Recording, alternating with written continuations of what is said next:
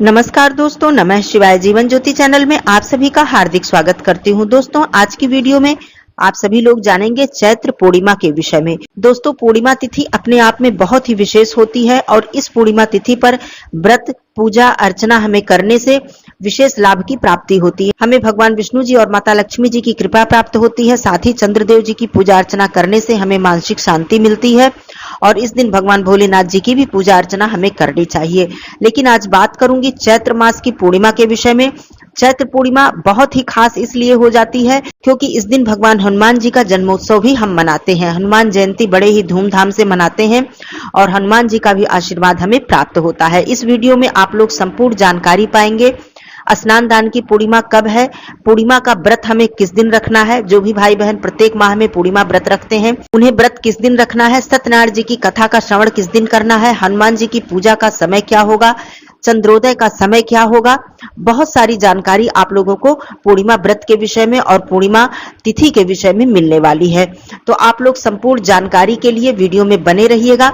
Channel पे यदि पहली बार है तो आप लोगों से निवेदन है कि चैनल को सब्सक्राइब कीजिएगा। वीडियो मेरा अच्छा लग जाए तो इसे लाइक जरूर किया कीजिए। कमेंट बॉक्स में नमः शिवाय जरूर लिखिएगा। दोस्तों, आइए सबसे पहले मैं बता देती हूँ कि चैत्र पूर्णिमा कब है, तिथि कब से कब तक है और स्नान दान और व्रत की पूर्णिमा किस दिन है। इस बार चैत्र माह में पूर्णिमा तिथि प्रारंभ हो जाएगी 23 अप्रैल को सुबह 3:25 पर और यह समाप्त होगी 24 अप्रैल को सुबह 5:18 पर। उदया तिथि को ध्यान में रखते हुए चैत्र मास की पूर्णिमा 23 अप्रैल दिन मंगलवार को मनाई जाएगी। लेकिन हमें इसी दिन रात्रि व्यापिनी पूर्णिमा भी प्राप्त हो रही है, अर्थात संपूर्ण पूर्णिमा प्राप्त हो रही है। तो इसी दिन हमें व्रत भी धारण करना है, अर्थात स्नान दान की पूर्णिमा, सत्यनारायण भगवान जी की कथा का श्रवण और साथ में व्रत भी हम इसी दिन करेंगे 23 अप्रैल दिन मंगलवार को। अब बात करती हूँ हनुमान जयंती के विषय में। श्री हनुमान जी की जयंती, उनका जन्मोत्सव, उनकी पूजा अर्चना भी हमें 23 अप्रैल दिन मंगलवार को ही करना है। अब आइए जान लेते हैं कि इस दिन चंद्रोदय का समय क्या होगा और हनुमान जी की पूजा करने का शुभ समय हमें कौन सा मिल रहा है, जिससे कि हमें शुभ फल की प्राप्ति हो। यदि हम कोई भी पूजा अर्चना शुभ समय में करते हैं तो उसका हमें कई गुना बढ़कर लाभ प्राप्त होता है। दोस्तों, मान्यता है कि हनुमान जी का जन्म प्रातः काल हुआ था, सुबह सवेरे उनका जन्मोत्सव हम मनाते हैं। तो इसलिए 23 अप्रैल को हनुमान जी की पूजा करने का शुभ मुहूर्त है सुबह 9:03 से लेकर 10:41 तक। इस समय के बीच में आप हनुमान जी की पूजा अर्चना अवश्य ही कर लीजिएगा और अपनी सुबह की जो पूजा है अर्थात पीपल पूजा, भगवान विष्णु जी, माता लक्ष्मी जी की पूजा, माता तुलसी जी की पूजा और साथ में भगवान भोलेनाथ जी की पूजा भी आपको प्रातः काल ही करनी होती है। चंद्रदेव जी की पूजा हम संध्या के समय करते हैं। इस बार 23 अप्रैल चैत्र पूर्णिमा पर चंद्रोदय का समय होगा शाम को 6:25। 6:25 के बाद से आप विधि विधान से भगवान चंद्रदेव जी को अर्घ्य देंगे, उनकी पूजा अर्चना करेंगे। जल में आप सफेद पुष्प, कुछ मिष्ठान डालकर भगवान चंद्रदेव जी को ओम सोम सोमाय नमः इस मंत्र का जप करते हुए अर्घ्य देंगे। अब आइए संपूर्ण पूजा विधि की बात कर लेती हूँ। दोस्तों, जैसा कि मैंने स्पष्ट बता दिया कि आप लोगों को इसी दिन स्नान दान की पूर्णिमा भी मनानी है और इसी दिन व्रत रखना है, इसी दिन हनुमान जी का जन्मोत्सव भी मनाना है। साथ में सत्यनारायण जी की कथा का श्रवण भी आपको इसी दिन करना है। सुबह सवेरे आप लोग उठ जाइए। पूर्णिमा तिथि पर, अमावस्या तिथि पर या फिर एकादशी तिथि पर हमें प्रातः काल ही जग जाना चाहिए, देर तक बिल्कुल भी नहीं सोना चाहिए। सुबह सवेरे उठकर आप लोग स्नान आदि करके सर्वप्रथम आप लोग भगवान सूर्य देव जी को अर्घ्य देंगे, माता तुलसी जी की पूजा करेंगे। यदि आप शिवालय में जाकर भगवान शिव जी का जलाभिषेक करते हैं तो ये अत्यंत ही शुभ फल आपको प्रदान करता है, क्योंकि पूर्णिमा तिथि पर भगवान शिव जी को कच्चे दूध से या फिर जल से अभिषेक करने का हमें विशेष लाभ प्राप्त होता है। पीपल पूजा भी आपको सूर्योदय के बाद ही करनी है। पूर्णिमा तिथि पर पीपल में भगवान विष्णु जी, माता लक्ष्मी जी का साक्षात वास होता है। इस दिन पीपल पूजा करने से हमारे घर में धन धान्य की कमी कभी नहीं होती है। तो ये कार्य आप लोग प्रातः काल कर लीजिएगा। हनुमान जी की पूजा का समय मैंने बता दिया है। यदि आप मंदिर में जाकर पूजा करते हैं तो बहुत ही अच्छी बात है, नहीं तो आप अपने घर में ही विधि विधान से हनुमान जी की पूजा कर सकते हैं। हनुमान जी की पूजा में विशेष रूप से चमेली के तेल का प्रयोग करना चाहिए। यदि आप चमेली के तेल का दीपक जलाते हैं तो हनुमान जी अत्यंत ही प्रसन्न होते हैं। वैसे आप तिल के तेल का दीपक भी जला सकते हैं। हनुमान जी को मोतीचूर के लड्डू या फिर चना गुड़ का प्रसाद अर्पित करना चाहिए।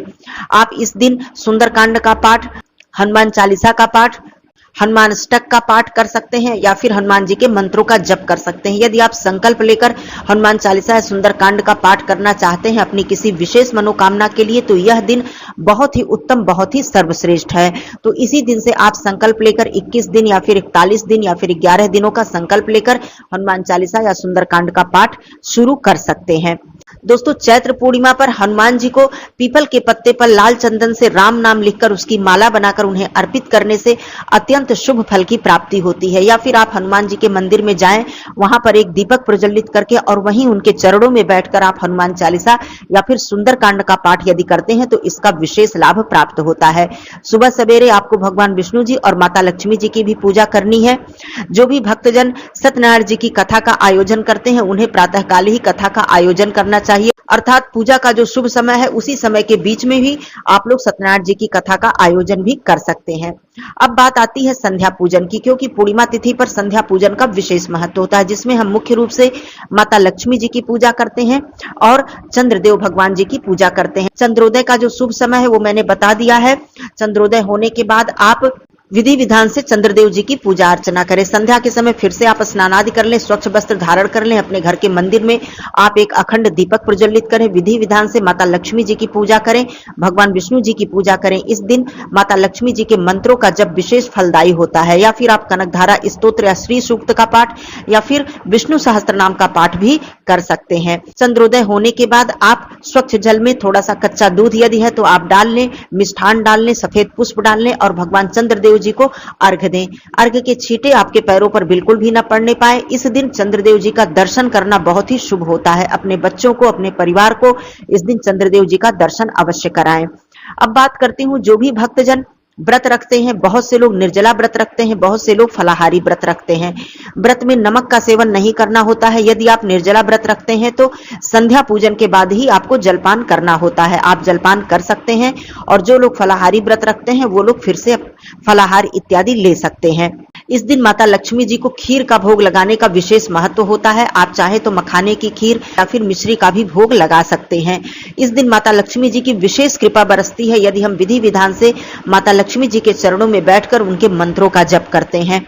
तो ये सारे महत्वपूर्ण कार्य हमें पूर्णिमा तिथि पर अवश्य कर लेने चाहिए।